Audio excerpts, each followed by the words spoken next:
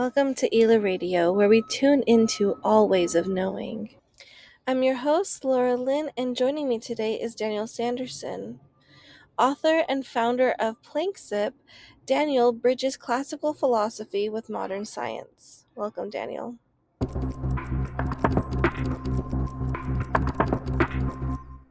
Welcome to ELA Radio, Daniel. Hi. Hi. So, could you share your career journey with us? Yeah, I've pretty much been an entrepreneur my entire life, and I've owned my own business. I spent a lot of time in consulting, particularly in the architectural field. Now I'm a philosopher, so the two wouldn't seem to really match. But I sold my architectural business in 2016, and then I opened a philosophy media outlet, and then I've been doing that now for almost 10 years. It's going to be, we're in year 9 of 10, and it's been going really well. What are you working on currently? Um, I'm actually trying to hire some people. Um, we're in a unique position now at PlankSip where we can't grow fast enough because of AI. And so we're actually, rapidly trying to hire people. And it's kind of ironic because there's a lot of people that are saying that the economy is really tough, right? Like there's people being laid off, and it's hard to make a career and stuff like that. So it's we can't yeah, like I said, we can't hire people fast enough. So, what exactly does your company do now? Is it to write articles, or what would you be hiring people for? Well, really, it's on membership growth, which is an important aspect of it. But really, it's a community. And so if there's people who are out there and they want to write, they want to create, they want to, they're comfortable putting stuff on YouTube, not necessarily getting behind the camera like you and I, but something to build some leadership in their personal brand. Um, I've dedicated uh, the entire platform to teaching them with the ancient wisdom of ancient Greece. And um, uh, I've written a book on Plato, and I teach a course on that. So our community loves it, and then you can apply all that to the rest of life and decision making, and people that are really successful with us are um, people that say, "Hey, I love philosophy. I never thought I could do a job. I could have a job doing it." And so it's really the community has kind of filled out and defined what PlankSip does. Hmm. So, what got you first interested in studying philosophy? Oh, well, oddly enough, I had a friend that got me back, kind of snapped me out of the business only mentality, and got me into books like Christopher Hitchens and um, sorry, not books like Christopher Hitchens, but authors like Christopher Hitchens and Sam Harris and Richard Dawkins. So this, was the atheist, the new atheist movement, right? Along with the philosopher that just passed away, Daniel Dennett. Okay, so those were kind of the, and for somebody who was so focused on business, then I started to get into those books, and I was like, well, okay, I really enjoyed the intellect, like returning to the intellectual sort of thing, right? And but have since, it wasn't shortly after that, a friend of mine said, Have you read any philosophy?" And I said, "Well, I mean, I can't really read more than a few sentences, and then I kind of lose and drift off, right? And it's a problem a lot of people have. But the ancient wisdom is there, right? And it's amazing if you can tap into it. It's worth it. It's worth the effort." So, it was through learning about philosophy that led you to learning about the history of astrology, or how did that come out? We research a lot of different kinds of projects um, for our media outlet, because it's think of it more like a more a pleasant way to experience Wikipedia in a way. And there's a lot of people that kind of have some charged opinions and stuff like that on there too, so it can get opinionated. Um, I remember one time I was doing something with an economist, and he's a post Keynesian. I don't know if it means much. I'll just explain what it is. He was a post Keynesian economist, which means he's like pro institutions, helping make and regulate and make decisions in the community. Um, and so he's very much against the conventional way of looking at economics. Okay. So this would be the neoclassical. Well, I had somebody come on and put some stuff on my my media outlet, and it's not like he got upset, but he's like, "This is wrong." It's and I'm good friends with him, so it's kind of like, but I had to explain. I said, "I can't. It wasn't my thoughts, right? I mean, you got to let him do that." And so there is a lot of variety on the site. We have some conservative voices, we have some far left voices, we have some indigenous voices, we have some LGBTQ voices on there. So I try not to limit that, you know? Yeah, how cool. Yeah. So let's get into the history of astrology. Where do you want to start?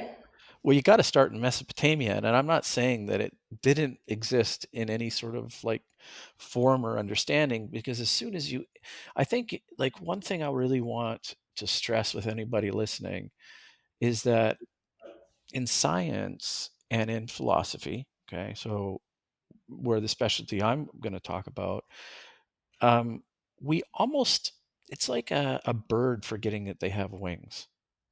This is what the image I want to kind of portray. You kind of forget what your superpower is. And with the ancient Greeks, it was like the defining characteristic that if you don't have that, you would no longer exist. Like, I mean, is the ability to fly is kind of the defining characteristic of the bird, right? So, and so what's our defining characteristic? And there's different ways to categorize that for sure. But from a very primal standpoint, our ability to be self-aware and have this kind of a conversation. I mean, even just have the capacity to have a consciousness, right? And think and ideate and that type of thing is is a marvel, right? Like this is absolutely incredible. So if we start in Mesopotamia, I mean, it's still really just the tip of the iceberg, because so much before, like pre-human, um, and the evolution of the human species, right? It would have all had this like pre-mortal similar thing to what we have now, right? Right. By the way, that camera. Oh, but it's for a podcast. Are we doing video too? It is. There's a Okay. video aspect, but it's fine. I just like the camera zooming in. It was automatic, so I didn't pay for a Yeah, cameraman in it's my cool. studio. Yeah. It adds dimension. Yeah, yeah, yeah. Um, yeah, so I mean, I think you kind of start with these really, really broad um, understandings of what makes us human. Okay, and we realize it's really a lot of it's in the intelligible world. A lot of it has to do with logic, appeals to emotion, and also because emotion is a really important part. So we think and poo-poo that, but it's actually a really, really visceral, important part of our being is the emotional component, right? And then there's a component that actually also has to do with character. Like what's the tradition? Like what have you done? What have I done? It's for the exact reason to give context, for people watching or listening to the show. You'd ask me what I was, what's my backstory, my history, right? Well, back in ancient times, um, your parents could have done something wrong, and they were much more consequentialist, right? They stopped you, and that prevented you from doing certain things in the future, right? If they were unhonorable, or they lied, or they did something, your kids and their kids' could have paid for generations, right? This is kind of how it was. So we're much freer now, and so the generational type of lineage emphasis has really gone more clinical and more institutional. We don't rely on those stories anymore. We pretty much rely on DNA, but it pulls it from personal into very institutional. And so the attack that I would say for somebody who's in a spiritual thing is that it's not a one either or. It's that we've lost a relatability to something that is so personal to us, right? Okay, so that's really important to kind of set the stage. I thought when I was doing the investigation and the anthropology of this, this origin story, right? Okay, but then going into Mesopotamia, this is the modern day Iraq for people that don't know, right? To contextualize, it's in the Middle East, and they were the first ones that we know of that created horoscopes. And they divided the sky up into 12 sections. And this is the foundation of what we know as the zodiac system. Okay. Now, their astrology was, I think it's called omen. Yeah, I think like omen centric. Yeah, their astrology is an omen centric astrology. And this means that they looked at the positions of the stars and the planets to predict events, right? Hmm. Eclipses and stuff like that. Okay. And they also used it to predict famines and wars and all sorts of other things kind of fell into place. Very interesting. I was watching this show from Brett Weinstein. He's an evolutionary biologist and evolutionary biologist. Yeah. And he was saying that cultural evolution is very, very messy, right? So what we derive from the intellect in terms of culture has a high error rate, right? So I think sometimes we need to be a little bit less forgiving, especially if we're trying to communicate. Like we get into these debates of right and wrong, and I certainly enjoy them because I'm a philosopher. But culture is also prone to be very noisy, with so anyways, that was a bit of a sidebar. But then there's Egypt, and it pretty much like, I mean, that's all I have really to say about Mesopotamia. But then in Egypt, and this is around 2000 BCE to the first century. Okay. um, they the Egyptians were interesting. In my opinion, they had a bit of an improvement because they linked the astrology to individual personalities, right? So that's really cool, and destinies. So they're also imbuing a future into it. Just incredible. Think about it now. Don't Viewers shouldn't think of that as, well, they were right or wrong, or I think it this way and blah blah blah. That's such a myopic way to think of things. You want to really open your mind and think, okay, that's really interesting. So I know I have within me the capacity to look at something into the future, right? And that I know that all other humans can do that. As evidence of 2,000 years ago, we can look into the future for wisdom. We can um, categorize personalities and try and use those categories of personalities to um, improve the life of our community. It's like, whoa, that's kind of wise that we could do that, right? Okay. So they I know they developed this uh Decanian, I think it's called. That's how you pronounce it. Decanian astrology. And I remember it was, instead of 12, it was 36. 36 groups of stars. And it's like, that's why it's called deacons. So 36 deacons, right? And this is the horoscope uh type of thing. The Greeks, where my specialty lies, is they came after Egypt and they provided even more structure to it, right? Okay, you see how it abstract, abstract, structure, structure, right? And there's this big long history of astrology, right? So in the Hellenistic era, which is marked by Alexander the Great, that went across um, the known world at that time, right? Um, on a horse, right? Like we're still way back, still a really long time ago. Um, he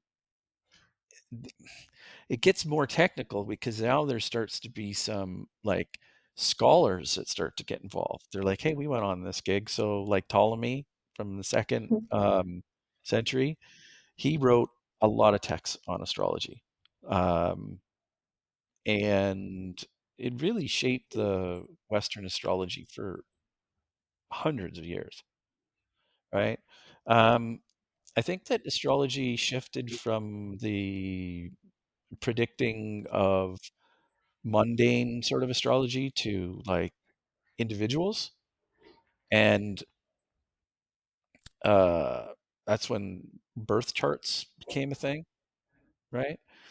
Um, the Greeks I know also assigned uh, a rulership of zodiacs to planets, which is still in the system today. And then after the Greeks, the Romans came in and they embraced more. Like even the emperor had a personal astrologer, right? So it was with the rise of Christianity and even the Islamic and the Persian cultures. You know, this type of thing was preserved, right? So it's valued. Um, Definitely. Have you heard of Julia Domna? She was an empress in Syria.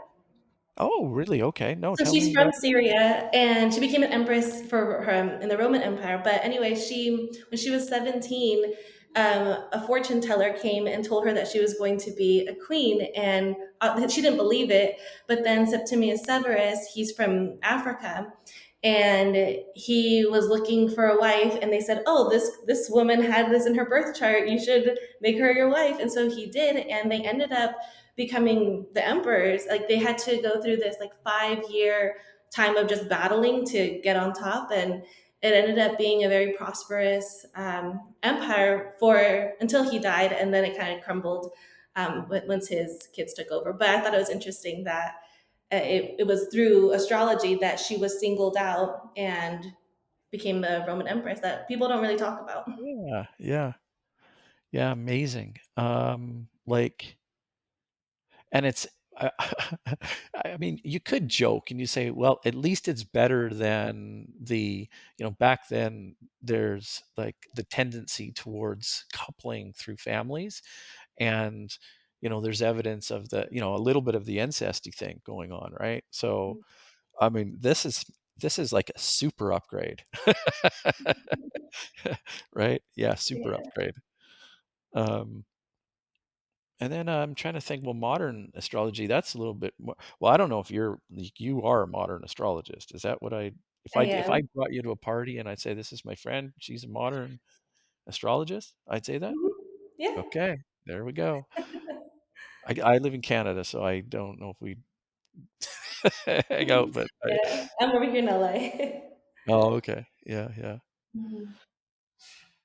But yeah, that's so incredible how it came from being trying to figure out how like when to plant your crops and when to do certain rituals, like when the eclipses are going to be, to being a very personalized system.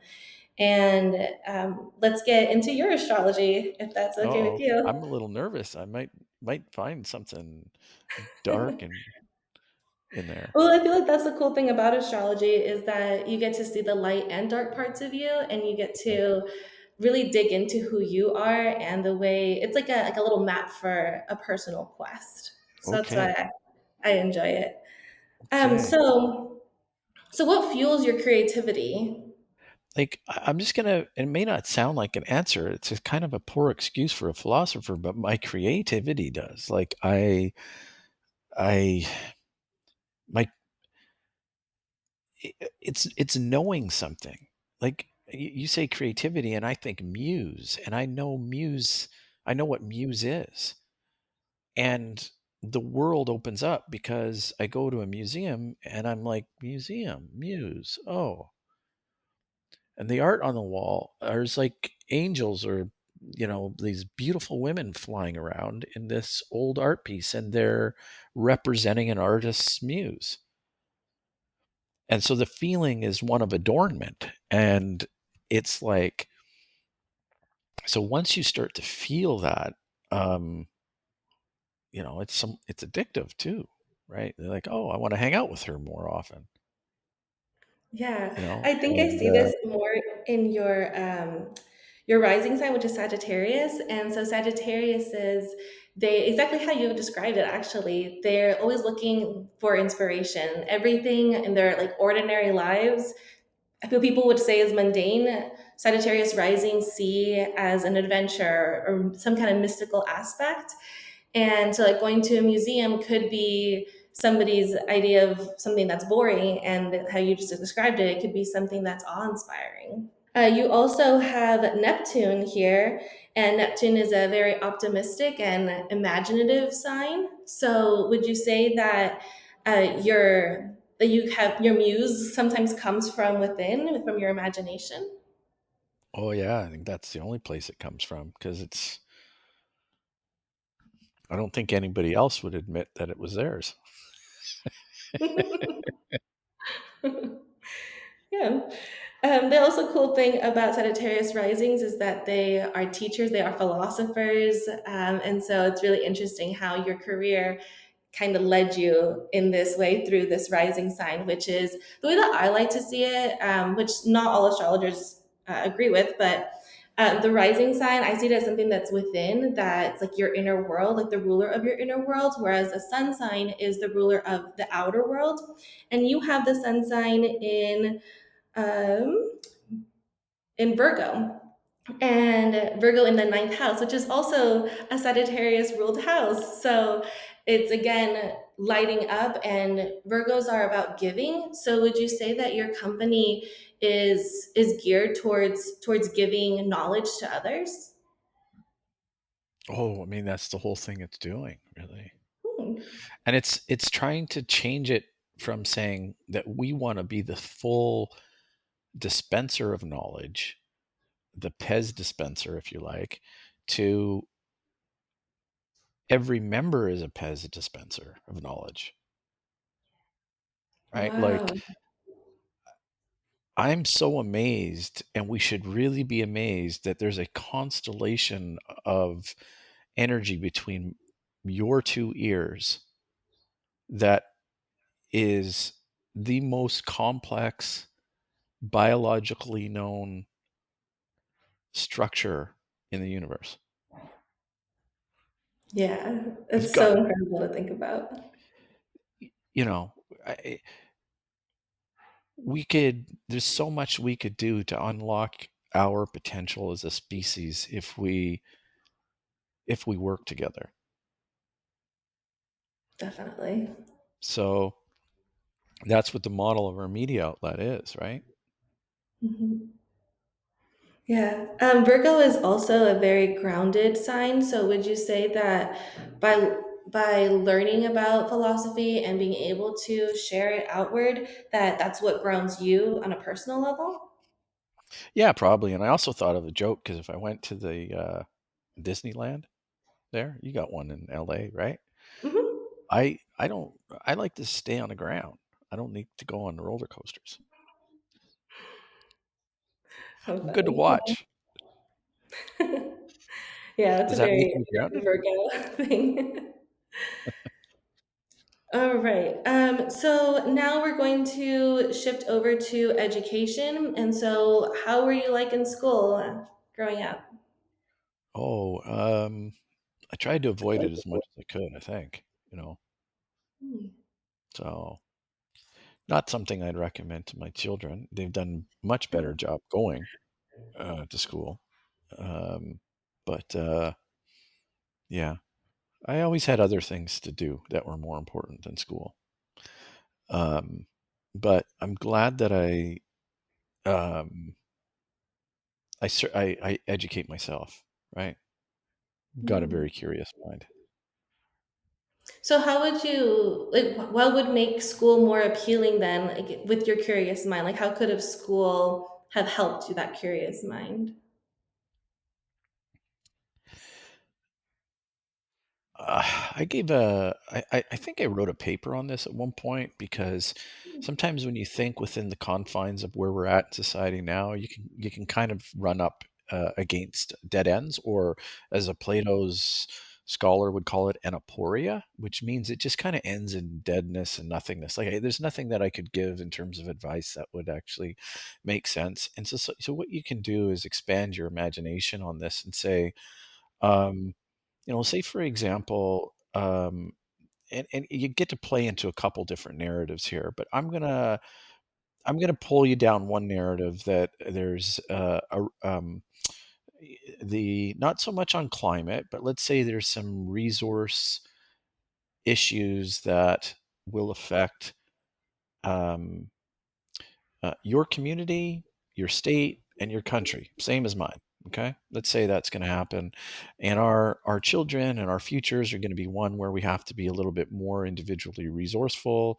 Um, let's face it, we're kind of at the top of the peak of unprecedented growth, right? So it's very prudent to be able to look at what's coming in the future and say, be really nice to have some skills to be able to kind of counteract that. And at the very least, they're just fundamental skills. It means that I'm not making any big risks, right? That would put me or my family at jeopardy, right? That's kind of the idea.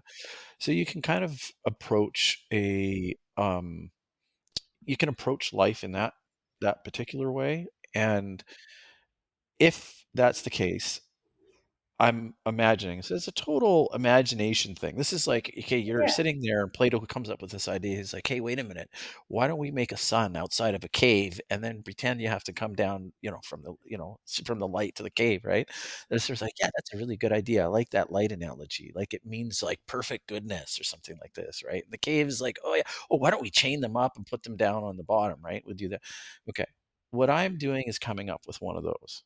Okay. So we're getting really abstract, and I'm saying, if you have a situation where you've got like an existential climate, whatever sort of thing that's kind of coming down on the horizon, and you say, okay, well, we need to buckle down. Well, I'm fine with a conscription based, conscription. Like you would say, the young people go to school, then they go to military, and the military, it's hard. You're in America, I'm in Canada, we're not used to it, right? But a lot of countries,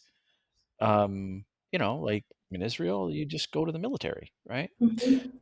The reason why I'm saying that is that if we had a period of time where we looked at it and we said, you know what, we could run our country at, the United States and America and Canada, we could run that just with the military. And we'd have much more time to do astrology or research or tap into this vast historical um, uh, you know, part of our planet, right? You know what I'm saying, right? We could be uber culture orientated if we did that, but we can't snap out of the cycle. We can't snap ourselves out of this illusion of prosperity and go go go and more and right. I mean, Mhm. it's defined with GDP as 2% is the ideal. It starts to fall off that and people get nervous. So we Yeah. have to keep producing more than we did last year over and over and over and over again. And the model has to change. And so what I'm saying is that we could reduce the age all the way down to say, you retire at 30, you're done. Then go and spend time with your family, learn about astrology, read books, do what we're doing on the internet. Like we have the ability to do that, like as a species, right? Yeah. Like, why don't we do that? Right. And so then that kind of changes. That's the kind of advice that I'd give is I'd say advocate for that kind of a change. Make a vision and then move towards it. That's the ideal, right? There's Yeah. lots of obstacles in the way because I mentioned something like conscription. I mentioned Military? Ooh, it's not an easy one to convince. So you have to be really explicit about what it is, and you got to convey a truth. But, you know, anyways, that's what I would recommend. All right. So, oh, that's what I was going to ask about your own education. So you said that you do a good job of educating yourself. Is that through books, through going to lectures, or watching YouTube videos? Um, yeah, it's through books, reading lots of books, and using Audible a lot, and then letting your curiosity kind of take you on a journey, right? Um, I've written a book called Plato with an academic out of the University of Johannesburg, Dr. Martine Diepenbroek. Was fun to do, and that is an education that I wish every person could do. To read the dialogues of Plato. Do you want to learn about love? Do you want to learn about justice and like the concept of justice? Where did it come from? What do we think? What does it mean? What does discernment mean? Right? Mm-hmm. These are the kinds of things that you get from reading Plato, or to live the good life, which is the ideal life. You're like, okay, how do I balance being prudent, which means not wasteful with my money, and resources and time and, you know, relationships, everything, right? Being kind of careful, okay? With courage. And the easiest way to think about that, because it's like, where's courage? But it's really, it's, there's an ideal way to battle fear. And that's how you would define courage, how I recommend people defining courage. Um, and justice, we've already talked about, right? The ability to discern between right and wrong, up and down, right? The amazing ability of our rational mind, okay? Um, um, temperance. I talked about temperance. Not yet. Okay. Sorry, I confused it. Prudence was wisdom, and temperance is to do things that are, um, careful. Be careful with your resources. Okay, right, sort of thing. Okay, got it. So I think that it's so cool how Gemini, you kept talking about your curious mind and how you have these different interests and how you let your curiosity lead you to these different subjects. So going from the Hellenistic period to astrology to whatever you have coming up next. And Gemini, you have it in your sixth house, and the sixth house is about your everyday work life. Mhm. And so it's interesting that that's also aligned.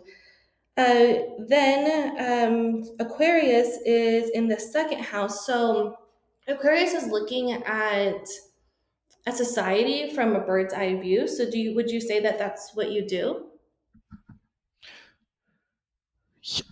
Yeah, I mean that's what a philosopher does. They're really trying to, get that objective opinion, or yeah, totally. I think that's what it is, right? Mhm. And in fact, it's actually much more spiritual than that too, because you could make the simplification, and I don't want to get anybody upset at me, but you could make a very simple comparison to looking at something from a bird's eye view to communing with, um, some sort of God or a higher power, right? So, um, yeah, I mean, it's a Yeah. wise man, it's a sage, uh, it's the emperor's, chosen wife, right? I mean, just Yeah. imagine that. What she would have, how her personality would have filled out from knowing that in her community as the chosen wife from that sort of astrology, right? There would have been no question in her mind. She would have had so much inner power to know that that's what she was. It's like, Yeah. how do we do that? How do we give that to our young, our young generation? So it's interesting because Aquarius is known as the water bearer, and people sometimes think that Aquarius is a water sign, but it's actually an air sign because it's kind of like using the wind to put little droplets of water in our minds, as you would with like a plant and in Oh, gardening, like they need the water. And so the water is knowledge.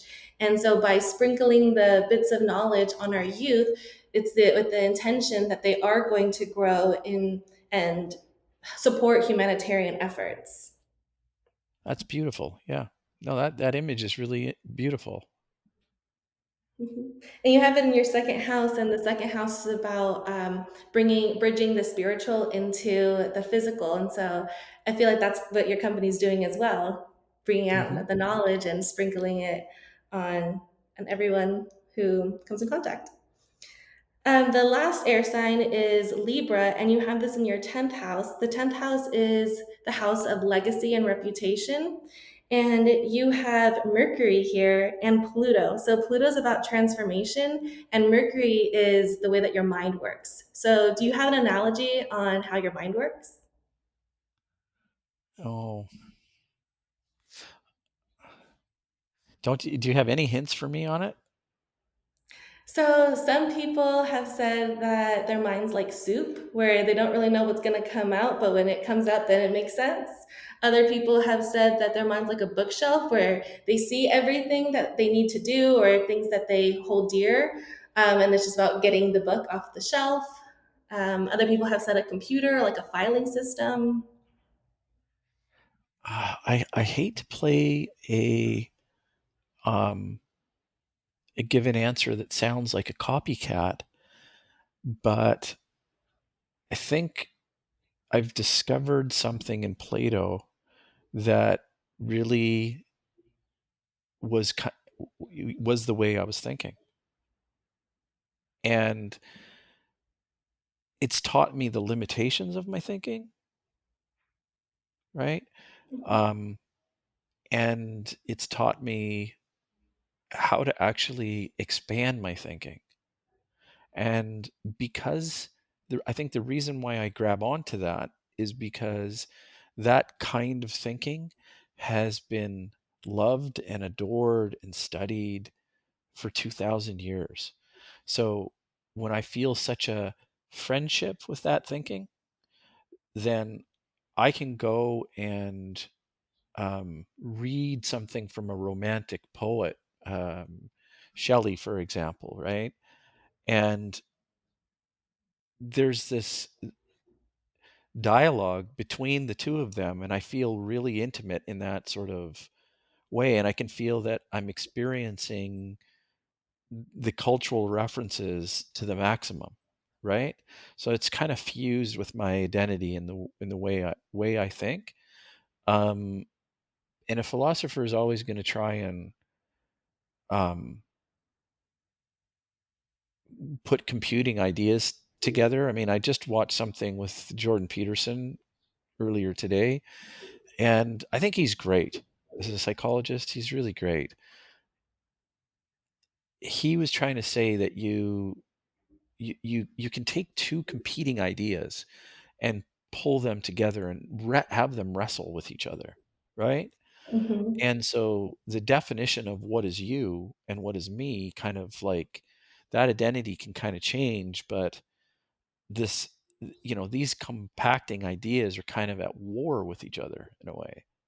And I never really thought of it that way, but I thought it was really interesting, right? Like I'm constantly trying to figure out things, and um, I don't quite think of it as a war per se, but it does resonate that it feels very similar to the way when you remember something.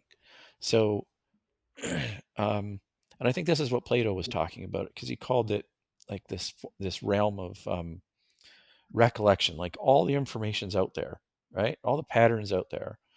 And when you and just take an individual situation, if you're trying to think of something, you're like, oh yeah, what was that joke, or what was that thing that I want to remember because I want to respond to Daniel, or whatever, right? Your mind's kind of searching it, and if you get it, it's like it feels good.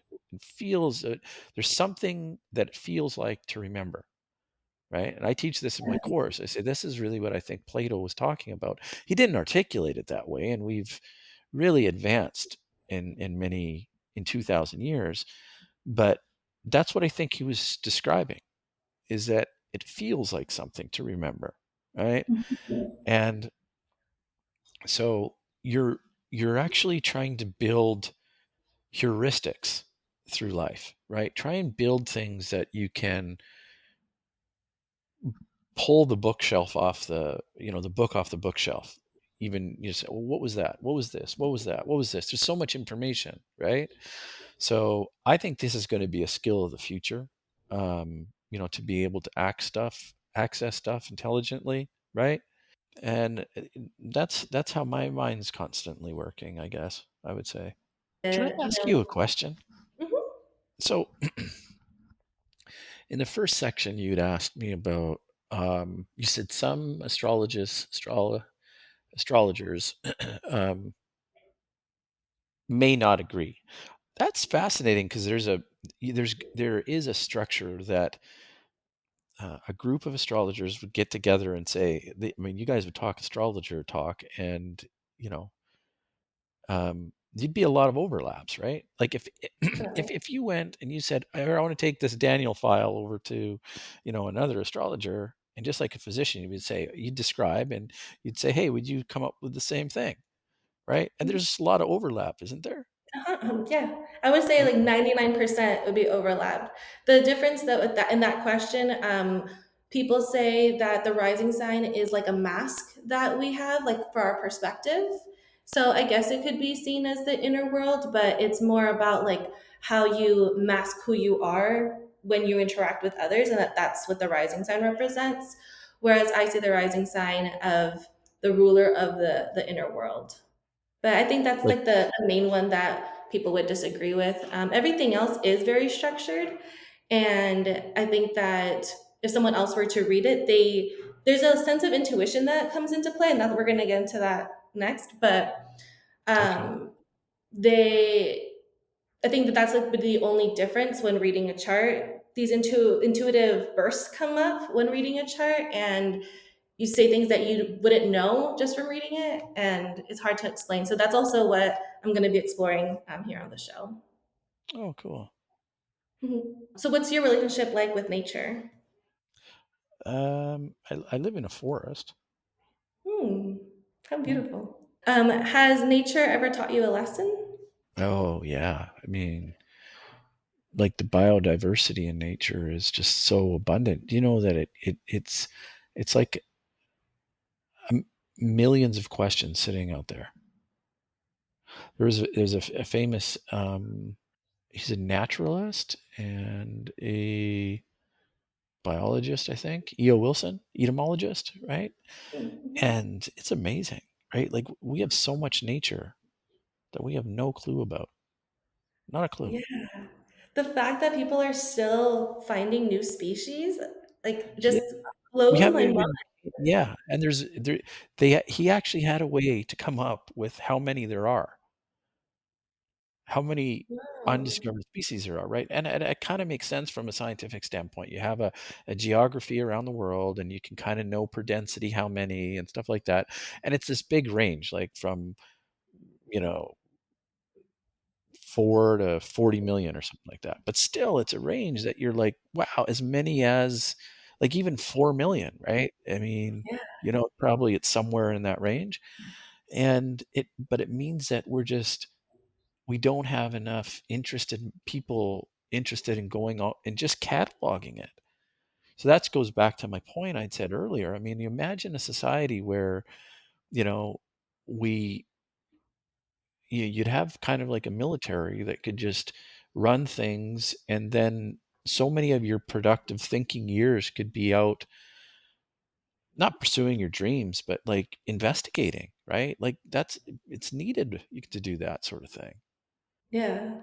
And And like the mushroom, I don't know if you heard about all like the mushroom lattice underneath our soil. oh yeah, like the network that expands for Yeah, miles. yeah. Mhm. Yeah. Mycelium, the mycelium network, right? Like the mushroom Mhm. kingdom. Like we don't Yeah. understand that, and we can't think our hubris. I mean, germ theory was only so long ago. Otherwise, we thought it was like I don't know what we thought it was, like little demons or something like that, right? Yeah, that's why you say bless you after you sneeze. Yeah. So, Yeah. So has nature had an impact on your career? um, yeah, I mean, almost everything that I'm doing is for the environment, right? I mean, the reason that I wanted to do PlankSip with philosophy, or I should say, a leitmotif that runs through all of PlankSip has to do with, let's say, to make it saving the planet, right? Okay, I'm trying to think of the fastest way to convey the information, and I know I kind of throw myself under the bus because it's a bit of a pejorative to say, I'm trying to save. What does saving the planet mean? Well, for us, very simple. I mean, we've donated thousands of dollars to carbon capture, and it's mandated right within our constitution of our membership that we donate 1% of all revenue towards carbon removal and capture, right? And sequestration, right? So, we can't do everything, but at least that's on everybody. We can all agree, and uh, we're proud of that. And I know that's not a narrative that everybody agrees with, but like I mean, without nature, there's not much of a human species. So it's kind of the first principle. Exactly. And the fact that people don't realize that our bodies are nature, that also blows my Yeah. mind. That we're Yeah. just like a tree, just we can move. Well, what are some high percentage of our body? Now we could Google it or ask ChatGPT it or something like that. But how much of our body is bacteria? It's like more cells in our body are bacteria than they are of, me or you. So Mhm. are, And that we are need we? bacteria in our gut to even function. Yeah. Mhm. So. So I also think that intuition has a big thing to play with it. So I'm going to ask you some questions on intuition before we wrap up. So first of all, has intuition played a role in your career journey? Hmm. Yeah, I guess it has. Hmm. Plato would say it was on the lowest part of the. I mean, and anyone would agree with that. Wisdom would be up at the top, and hey, I have a guess might be at the bottom, right? But usually there's some sort of time constraint, right? And you got to use your best judgment at the particular point in time. So, um, yeah, I use the COVID example, for example. Like, I mean, the health practitioners take a huge hit on that one, especially for people that are really upset, anti-vax sort of things, right? But if you take a step back and you look at it and go, there was a time crunch. There were some things that could have been done better. We're learning from that, but we don't have that kind of a viral spread. Um, we don't have those regularly. Like the previous one was the 1930s, the Spanish flu. So Hmm. you know what I'm saying, right? So I think we can at least let the practitioners, um, like all their efforts that they put in and the mentals. They didn't know what was going on. They didn't. They were in there. They were committed, like the soldiers they were, right? Like they should be elevated as heroes, right? So, anyways, that's one, particular example. But actually, Um, with that, like Salk, when he invented or discovered the vaccine for, is it polio? mm, But he created a vaccine, but he said that it was intuitive based, that he had a hunch that he followed, and then the vaccine came out of it. So isn't that interesting that intuition can lead us to more knowledge. So, would you consider intuition as valuable knowledge? Yeah, but I'm still looking for a reason to get there. I'd have a hard understanding if I knew I arrived somewhere and I didn't know how I got there because I may not feel comfortable knowing where I was, right? And Mm. so um, the the intuition I think is a very close cousin to chance, and so it'll make you wonder. But it would be like, how much of this is chance, and what is intuition? And I really, yeah, I feel a little closer to consciousness as a general sort of description. I feel close to a relationship in my brain about how to reason. I don't know the first thing about how to describe or differentiate Mhm. random events from intuition, other than the fact that it has like it feels like something. And so Yeah. it can be visceral, but we don't have to make it into anything spirit. I would be like, I can't make it anything spiritual. I can be like, I feel a shiver, or I feel a shiver, or I don't feel threatened by that, or but that's about as far as I would attribute or rely. I mean, that would be my guess, right? I'm kind of trying to say, how would I try and test or falsify anything and be able to describe it as intuition per se, right? You know what I'm saying? Yeah.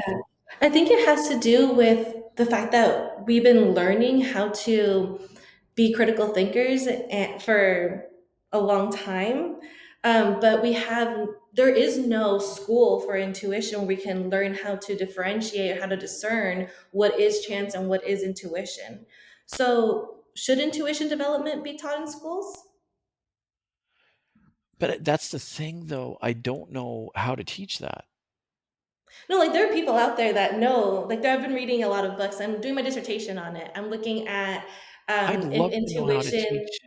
Yeah, how would I? So you must know a little bit about it, but like if I'm a brand new student and I'm like, I really don't know if that's what I'm doing, but teacher, please help me out. How do I know when it's an intuition? Yeah, so I've been reading a lot of books where they have these different exercises where they say get to a quiet place and don't let your monkey brain, they call it, the mind. Um, you can feel the difference. And like now that I've been practicing it more, I Hmm. know when it's something like a chance or something that I want to happen versus the feeling. It's kind of like what you're saying with the unlocking of the like when you remember that it kind of feels like you're unlocking a door and it's like that kind of feeling about remembering. It's kind of like that with intuition, that you can feel it when it's coming outside of you through intuition versus when it's something that you hope or think that it might happen. And so there is a difference. It's just about learning it. And there are tons of books out there on how to develop intuition, but it hasn't been taught in schools yet. So I'm curious if it would be appropriate to even teach kindergartners how to learn how to feel and how to differentiate. Is that appropriate, or is that more on the should it be developed through religious schools, or where's the line there? Well, I'm going to ask you, I mean, because I mean, I would say that sometimes the basics are not taught first. Like, do we want to swap out a module for thinking and intuition um, for a module that we've kind of earned through 2,000 years of history that is more, reason based and critical thinking based? And you know what I'm trying to say? Like, I know we don't have the perfect recipe for education, but what I'm trying to say is that I would want to make sure that it was rigorous and that it was structured, only because I wouldn't want it to get um I wouldn't want it to descend into nothingness, right? Which isn't really teaching people anything. Definitely. Yeah, I definitely think You there needs to know? be a structure, but there's very little research, like academic research. And So so we need that's to what do I'm more trying research, to right? do. You're doing that, are you? Hmm. Wow, that's good for you. Yeah. Well, just back to like E.O. Wilson, is we need so many people to research that. Well, we need so many people to research that. So you're doing that. Mhm. That's awesome. Yeah. Yeah, that's really great. All right, so now to wrap up, I have a little closing game, and it's to imagine yourself as a museum. So, the museum of you, and what is one thing that you would want everybody, like, what's an exhibit within you or an artifact that you would want everybody to know or to see? Um, I don't know why, but I thought there would be the no exit sign. Why would I wouldn't trap people in there, but I mean, I just thought there was I think it was some sort of piece of artwork I'm thinking of like from um like Sartre or something like this. I don't know. I don't I know think why. that could be good too because, like, is it Aristotle that says know thyself? So, if there is no exit. You're always going to learn more about yourself the deeper that you go in. Yeah, well, I mean, I'm sure he did say it at one point or something, but it was Socrates. Socrates. Well, it was the it's actually it's kind of a maxim from that particular time, just to know thyself, right? So, Mhm. yeah, Like the very old, oracles. very ancient, very much Mhm. wisdom. So they probably all said it. Yeah. So where can people find you? Oh, I'm on PlankSip, plank like a piece of wood, and sip like a hot cup of coffee. So, yeah, come check us out, and we're always hiring. And if you love philosophy and you love learning, we're a good crowd to participate and be part of. Awesome. Thank you so much for being here, Daniel. It was great. Yeah, thanks, man. Thank you, Laura. And that's it for this episode of ELA Radio. Thank you for listening and for tuning in to the many ways we come to know ourselves and the world. If something in this conversation sparked insight or reminded you of your own path, I invite you to keep exploring it. Journal about it, talk to a friend, read a book, follow some social media accounts, or just notice what the universe is whispering next. I'd also love to hear what came up for you. Share your thoughts in the comments, tag me on social media, or send me a message on the website. Your story might spark someone else's learning too. If you enjoyed this episode, be sure to subscribe, leave a review, or share it with someone who's questioning what learning could be. And remember, you don't have to choose between your intuition and your intellect. You were born to use both, and that actually goes for a lot of things. Until next time, I'm Laura Lynn, and this is ELA Radio, where we tune into all ways of knowing. Bye, everyone.